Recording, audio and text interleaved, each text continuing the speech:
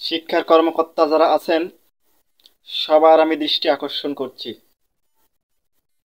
Auto pass পাওয়া কিন্তু আমাদের ন্যায্য অধিকার। এটা কোন ধরনের অসভ্যতামি হচ্ছে আমাদের সঙ্গে? কোন ধরনের অসভ্যতামি আমি জানতে চাই। 15টা বছর ধরে যেই জিনিসটা চলছে, আজকে কেন সেটা হতে দেওয়া হচ্ছে না? একটু আগে আমি পরীক্ষার হল থেকে ফিরে এসেছি, পাঁচটা টুকরি আমি নিয়ে গেছি। 5টা টুকরি, একটা টুকরি আমাকে ব্যবহার করতে দেওয়া হয়নি। পরীক্ষার হলে কেন এত কড়া গার্ড দেওয়া হচ্ছে? কেন? জানতে চাই কেন। আমরা আগেই বলেছি আমরা কোনো পরীক্ষা দিতে পারবো না, অটো পাস আমাদের দিতে হবে। অটো পাস পাওয়া আমাদের অধিকার। 15 বছর চলেছে, আমরাও পাবো, আমাদের সাথে কোনো বৈষম্য হতে দেওয়া যাবে না। তারপরও যেহেতু বোর্ড চেয়েছে তাই আমরা পরীক্ষায় বসেছি, আমাদের কোনো পরীক্ষার প্রয়োজন নেই। বোর্ড চেয়েছে তাই আমরা পরীক্ষায় বসেছি, আমাদের পাশ করানোর দায়িত্ব বোর্ডের। কেন আমাদেরকে চাপ দেওয়া হচ্ছে? কেন এত চাপাচাপি করা হচ্ছে আমি জানতে চাই। কিসের সিলেবাস আমাদেরকে দেওয়া হচ্ছে? সিলেবাস মানি না, আমরা কিন্তু প্রচুর কিছু জানি। এসব সিলেবাস দিয়ে আমাদের আটকানো যাবে না।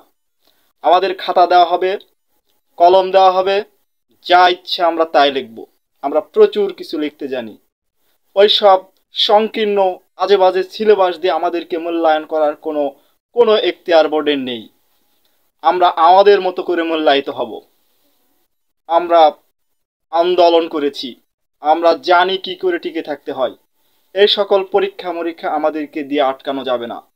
আমাদেরকে টুকরি করার অধিকার দিতে হবে, অটো পাস দিতে হবে, আমাদের পরীক্ষার হলে ইজি গার্ড দিতে হবে। সব পরীক্ষার্থীর প্রতি আহ্বান, আগামী দিনের পরীক্ষায় আমরা যাব, কোনো সিলেবাস চলবে না, কোনো সিলেবাস চলবে না। যা মনে ধরবে তাই আমরা লিখব, খাতা দিয়ে আসব। পাশ করানোর দায়িত্ব বোর্ডের। কোনো টেনশন চলবে না, কোনো চাপ চলবে না। আর যদি এটা না হয় তাহলে কিন্তু জাতি বহু দূর এগিয়ে যাবে। স্যার, এটা কিন্তু হতে দেওয়া যাবে না। কোনো সিলেবাস নয়, ইচ্ছা মতো লিখব, ইচ্ছা মতো পাশ দিতে হবে। সবাই পাস। পরীক্ষার কোনো চাপাচাপি চলবে না, কোনো ধরনের কাহিনী চলবে না। ওই 150 টাকার গার্ড যারাই বেশি কড়াকড়ি করবে তাদেরকে আমরা বয়কট করব। যারাই কড়া গার্ড দিবে তাদের বিরুদ্ধে কঠোর আন্দোলন হবে।